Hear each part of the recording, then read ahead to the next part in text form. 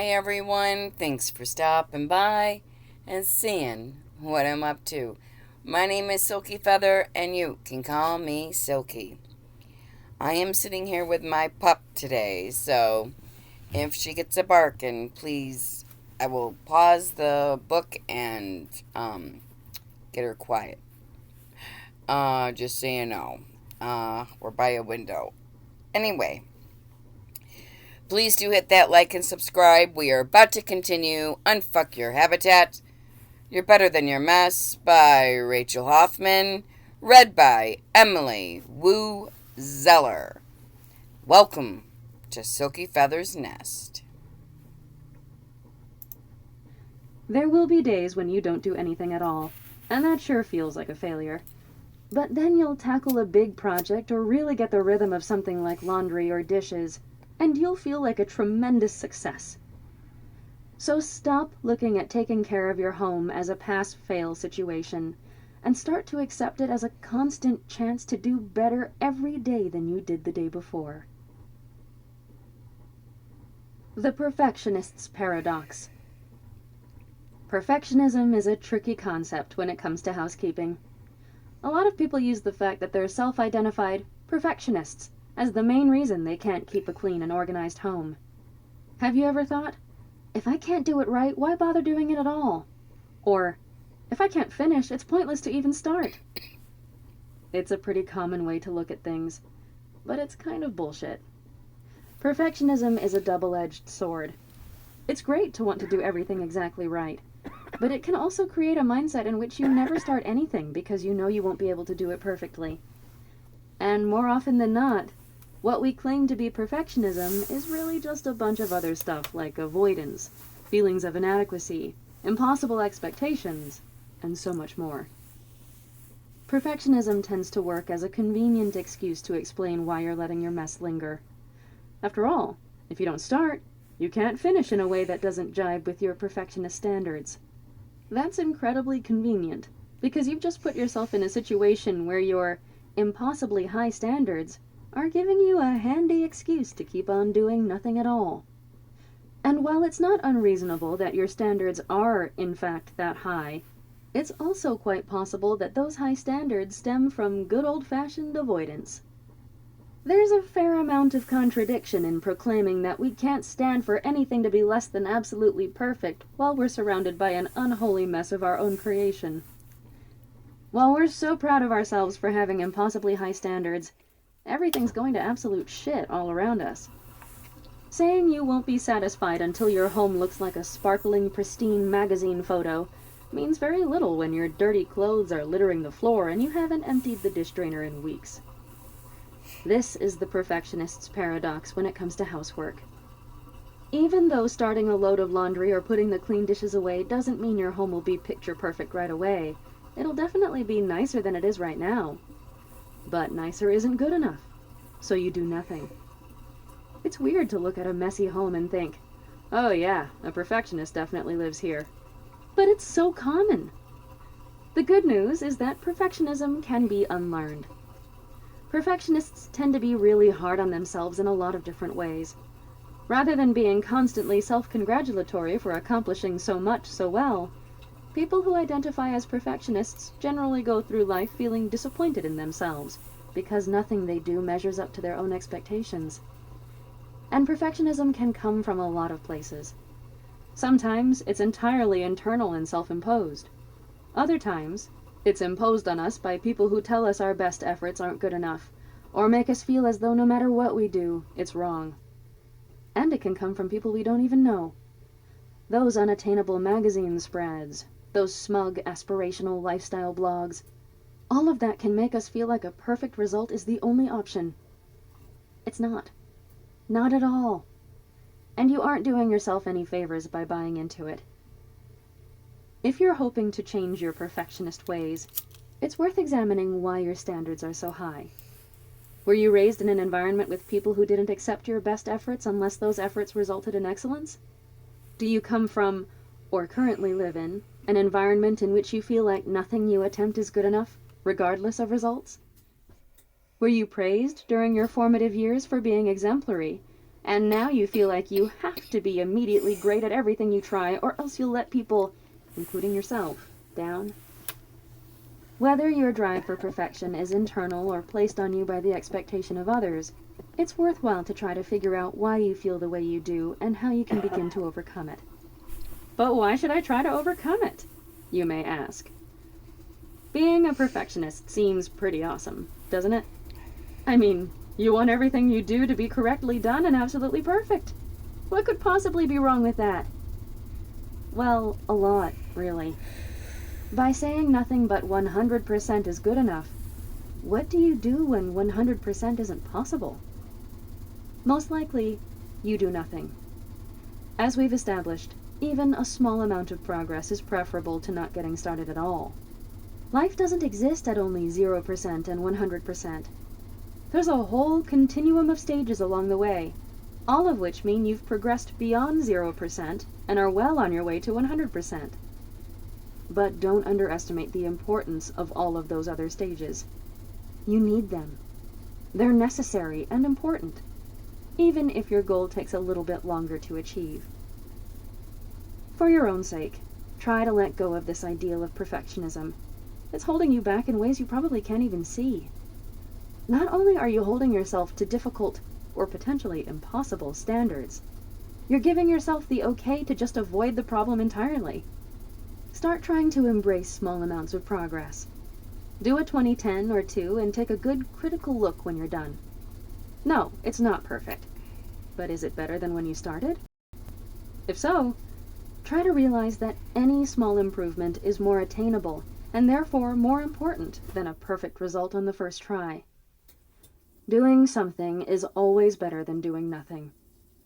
Even if you can't finish completely, you can at least get started and find yourself having made some progress rather than none at all. This doesn't mean you have to stop deriving satisfaction from a job well done. It just means you may need to redefine what a job well done really is. If, in the past, you've been dissatisfied or unhappy with your progress until a project is complete, try giving yourself permission to stop partway through and take pride in what you've managed to do up to that point. Stopping before you normally would is great because it allows you to see that something exists between haven't started and completely done, and that whatever effort you've put forth is valuable and worth celebrating. Forcing yourself to stop before the task is completed can be stressful and a little anxiety-inducing, so this is one of those times to reward yourself. If you do 2 or 3 2010s where you would normally do a full-day marathon, give yourself a treat to congratulate yourself on shaking up your way of thinking a little bit. While you're at it, check in with your feelings and reactions during this process. If you really can't shrug off feeling disappointed or feeling like a failure, try giving yourself a smaller task that can be completed fully in a short period of time. That small victory of a fully completed job might just be enough to get you through that wave of negativity and closer to a sense of accomplishment. Or try taking before and after pictures. It's hard to argue with indisputable physical proof that you have made a noticeable and documented improvement in your surroundings. Try to recognize that a lot of the judgment you're feeling at this point originates internally. We are, for better or worse, our own worst critics. But there's no reason we can't also be our own biggest cheerleaders. Self-perception, when you get right down to it, is really the most important view of ourselves. So be as kind to yourself in your own mind as you'd want everyone else to be to you out loud. Overcoming actual and perceived perfectionism can be tricky. It's difficult to give yourself permission to do something imperfectly or incompletely. What's important to keep in mind is that perfection is an impossible ideal. Even if you get your home perfectly clean and organized and gorgeous, you still live in it. You need to remember that no matter how well, how thoroughly, how perfectly you clean, it's going to get messy again. And it's going to do so pretty quickly. It's too easy to see this as a failure on your part, when it's absolutely not. If it were possible to clean something so thoroughly that it stayed clean forever, no one would ever need to listen to a book like this. Hundreds of websites and magazines would cease to exist, and messes would be a distant memory. Obviously, that's not the case. Shit gets messy over and over again, and it needs to be cleaned over and over again.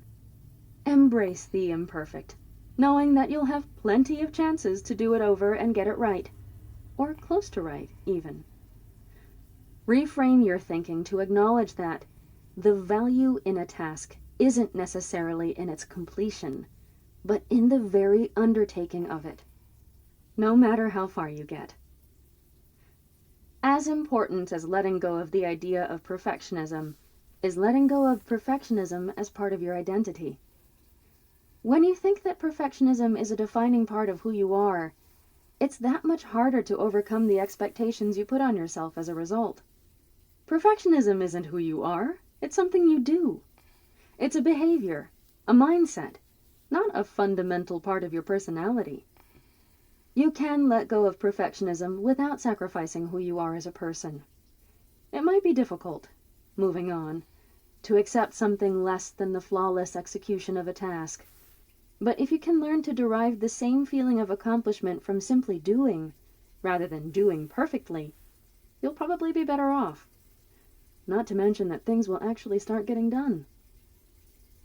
If you're setting unattainable goals for yourself, not accepting anything less than a perfect result, you're not being fair to yourself. You're setting yourself up for failure at every juncture, and being ruled by catastrophic thinking. If my house isn't spotless, I'll die of embarrassment. Striving for perfection, like any other source of anxiety, is something that's not entirely within your control. But you can limit or mitigate the black and white thinking that dictates perfectionist tendencies. Let go of perfect and embrace good enough. Engage in realistic thinking. What's the worst case scenario if the task is imperfectly done? Is having a somewhat cleaner living environment better than whatever it is right now? How much imperfection can you comfortably live with? Once you can answer these questions and figure out how to move forward with progress, no matter how imperfect, you'll be happier in general, as well as happier with your home and the mess within it. 2. Unfucking your own habitat. Building habits. More stuff than storage. Cleaning basics. Small spaces. Building habits. It's really easy to decide you're going to make broad, sweeping changes to your life and the way you interact with your stuff. It's a hell of a lot harder to actually do it. The larger the change you're hoping to make, the harder it is to make it. Expecting to just wake up one morning with a clean, organized home and the ability to keep it that way is just setting yourself up for all kinds of disappointment. There's a reason that all of your past attempts haven't been successful. You can't change everything all at once, and you shouldn't try to. One of the main reasons so many of us fail to maintain our homes, even if we manage to get them clean in the first place, is because we haven't done anything to change our habits. Marathon cleaning is not a habit. It's a one-time deal, an intermittent and unpredictable binge with nothing to follow it up. In between marathon sessions, you aren't doing anything to prevent yourself from needing to do another one down the road. The only way we can be successful in not just getting, but keeping our homes clean is by changing our daily habits, both large and small. Actually, the small changes are the most important. They require the least amount of time investment and the least amount of thought, but over time, those small habits are going to be what make the biggest difference overall. Completely restructuring the way you think about and approach cleaning is a massive undertaking, and not everyone can do it easily. What you can do, though, is flip a series of tiny switches in your behavior that add up to noticeable, sustainable changes. Once these habits are second nature to you, you'll find your overall mess is reduced by a lot, and the amount of time you spend dealing with it will drastically decrease too. These changes are useful because each one is relatively small, and small changes are so much easier to make and maintain than big ones. So by incorporating each of these small habits into your everyday life, you'll be making a big difference without having to completely change your mindset. And because of that, you'll be in a much better position to keep up with things where you may have failed to do so before. Do a little bit every day. This ties back to 2010s and incremental progress. By doing something, anything, every day, you avoid the need for a massive cleaning session once a month or once a year or just once ever. And that's where we're pausing today. Thanks again for stopping by and hanging out with me, Silky, here at Silkyfeather's Nest. We have been listening to Unfuck Your Habitat, You're Better Than Your Mess by Rachel Hoffman, read by Emily Wu Zeller. We will continue tomorrow with part 9. I'm excited. And I think I'm going to start adding some before and after pictures, maybe at the end. Alrighty, guys. Take care. Please hit that like and subscribe button. Be kind to one another. Life is too short. Bye-bye.